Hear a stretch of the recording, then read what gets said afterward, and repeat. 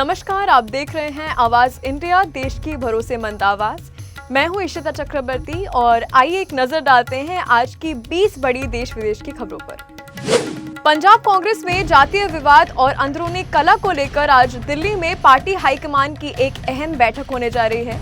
इस बैठक में प्रदेश कांग्रेस अध्यक्ष अमरिंदर सिंह राजा वड़िंग, पूर्व मुख्यमंत्री चरणजीत सिंह चन्नी समेत कई वरिष्ठ नेता शामिल होंगे। हाईकमान इस बैठक में सिर्फ आपसी मतभेद सुलझाने की कोशिश करेगा। बीजेपी के नए राष्ट्रीय अध्यक्ष नितिन नबीन ने पद संभालते ही संगठन और चुनावी रणनीति पर काम करना शुरू कर दिया है। बुधवार को पार्टी मुख्यालय में 3 सत्रों में बैठकें हुई, जिनमें आगामी विधानसभा और स्थानीय निकाय चुनावों पर खास फोकस रहा।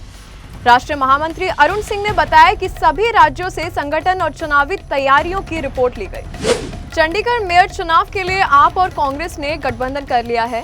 मेयर पद आपको, जबकि सीनियर डिप्टी मेयर और डिप्टी मेयर पद कांग्रेस को मिले हैं। दोनों ही दल एक दूसरे के उम्मीदवारों का समर्थन करेंगे। महाराष्ट्र सरकार ने मुंबई सहित 29 महानगर पालिकाओं के नए मेयर के आरक्षण तय करने की तारीख का ऐलान कर दिया है। आज राज्य मंत्री नगर विकास की अध्यक्षता में लॉटरी के माध्यम से आरक्षण का निर्णय किया जाएगा। ये प्रक्रिया बीएमसी मेयर चयन समेत सभी महानगर पालिकाओं पर लागू होगी। महाराष्ट्र के कल्याण, डोंबिवली, उल्लासनगर और ठाणे में महायुति के मेयर बनने का फैसला लगभग पक्का। मुख्यमंत्री देवेंद्र फडणवीस को दावोस से लौटने के बाद महायुति और एकनाथ शिंदे की जॉइंट मीटिंग में अंतिम फैसला होगा।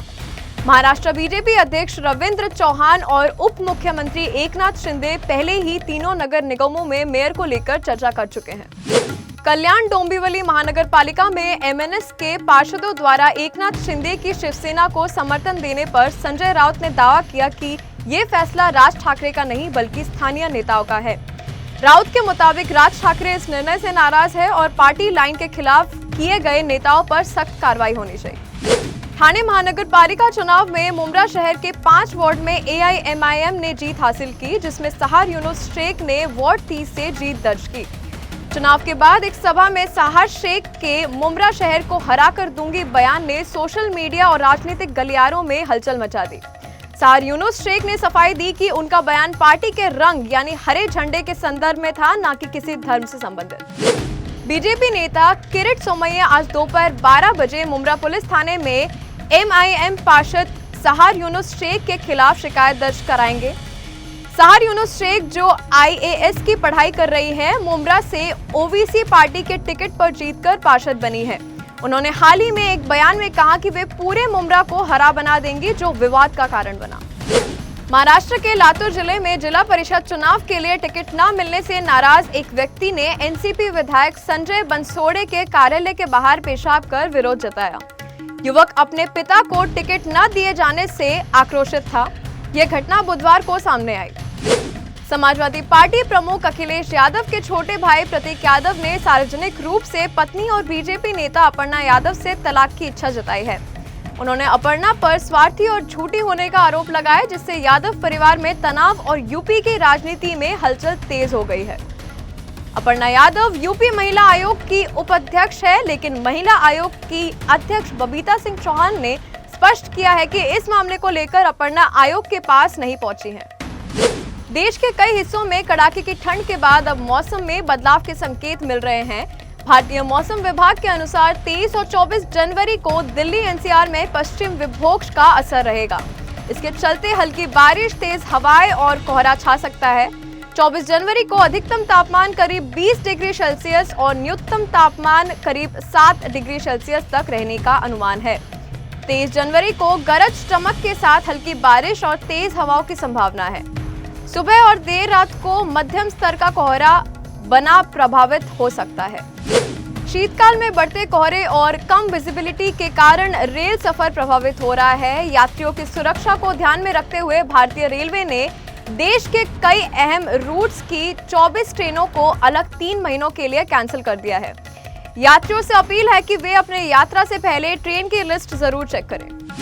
खुफिया एजेंसियों ने 26 जनवरी को 2026 से पहले बड़े आतंकी हमले की चेतावनी दी है। आतंकियों ने इसे कोड नेम 2626 दिया है। जानकारी के मुताबिक देश के कई हिस्सों में हमले की योजना है, खासकर बड़े मंदिर और शहर, जिनमें अयोध्या का राम मंदिर और जम्मू का रघुनाथ मंदिर शामिल है। सुरक्षा बलों को हाई अलर्ट पर रखा गया है और निगरानी बढ़ा दी गई है। प्रधानमंत्री नरेंद्र मोदी के निर्देशों के बाद जल शक्ति मंत्रालय के तहत आने वाली मिनी रत्न कंपनी WAPCOS और उसकी सहायक NPCC ने एक साल में करीब 100 करोड़ रुपए की बचत की है। कार्यप्रणाली में बदलाव, बकाये वसूली, वेतन बिल में सुधार, गैर तकनीकी संविदा कर्मचारियों की छटनी और बायोमेट्रिक सिस्टम लागू करने से दोनों कंपनियां घाटे से निकलकर मुनाफे में आ गई है। प्रधानमंत्री नरेंद्र मोदी की अध्यक्षता में कैबिनेट ने अटल पेंशन योजना को लंबे समय तक चलाने की मंजूरी दी है। सरकार इसके प्रचार, सुधार और आर्थिक मजबूती के लिए फंड जारी रखेगा। इसका लाभ विशेषकर उन लोगों को मिलेगा जिनके पास रिटायरमेंट के बाद कोई सहारा नहीं है। योजना का उद्देश्य छोटे शहरों और ग्रामीण मजदूरों को भविष्य में पक्की मासिक पेंशन देकर आर्थिक सुरक्षा देना है। एप्पल अपनी डिजिटल पेमेंट सर्विस एप्पल पे को भारत में लॉन्च करने की तैयारी में है। कंपनी मास्टर कार्ड और वीजा जैसे ग्लोबल कार्ड नेटवर्क के साथ साझेदारी पर काम कर रही है और रेगुलरिटी अप्रूवल लेने की कोशिश कर रही है। उम्मीद है कि इसी साल एप्पल पे भारत में शुरू हो जाएगा। ये सेवा पहले से दुनिया के 89 बाजारों में उपलब्ध है।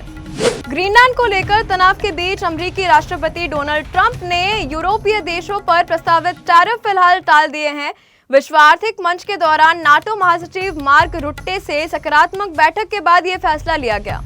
ट्रंप ने कहा कि 1 फरवरी से लागू होने वाले टैरिफ आगे नहीं बढ़ाए जाएंगे और आर्कटिक क्षेत्र को लेकर भविष्य के समझौते की रूपरेखा पर सहमति बनी रहेगी। भारत ने पहले बल्लेबाजी करते हुए 238 रनों का बड़ा स्कोर खड़ा किया। अभिषेक शर्मा ने 35 गेंदों में 84 रन की विस्फोटक पारी खेली, जबकि रिंकू सिंह ने नाबाद 44 रन बनाए। लक्ष्य का पीछा करते हुए न्यूजीलैंड की शुरुआत बेहद खराब रही और टीम 1 रन पर 2 विकेट गंवा बैठी। ग्लेन फिलिप्स ने 78 रनों की जुझारू पारी खेली, लेकिन टीम को जीत नहीं दिला सके। न्यूजीलैंड की पारी 190 रनों पर सिमट गई और भारत ने मुकाबला 48 रनों से जीत लिया। BCCI ने 19वें IPL के फुल शेड्यूल की घोषणा अभी तक नहीं की है। पहले संभावना जताई गई थी कि टूर्नामेंट 26 मार्च से 31 मई तक चलेगा और कुल 84 मैच होंगे। पहला मुकाबला रॉयल चैलेंजर्स बेंगलुरु और पंजाब किंग्स के बीच होगा। BCCI उपाध्यक्ष राजीव शुक्ला ने कहा कि शेड्यूल विधानसभा चुनावों की तारीखों के ऐलान के बाद जारी किया जाएगा, इसीलिए IPL की तारीखें बदलने की संभावना है। बॉलीवुड अभिनेता आमिर खान ने अपनी पर्सनल लाइफ को लेकर खुलासा किया है। उन्होंने कहा है कि अपनी गर्लफ्रेंड गौरी स्प्रेड के साथ काफी सीरियस है और दोनों एक दूसरे के लिए कमिटेड है। आमिर ने बताया, मेरे दिल में गौरी के साथ मैं शादीशुदा हूँ। फॉर्मलाइज करना है या नहीं ये मैं बाद में तय करूंगा। गौरतलब है कि आमिर ने अपने 60वें बर्थडे पर गौरी को सार्वजनिक किया है। गौरी 6 साल के बेटे की मां है। आज के लिए बस इतना ही। आप देखते रहिए आवाज इंडिया, देश की भरोसेमंद आवाज।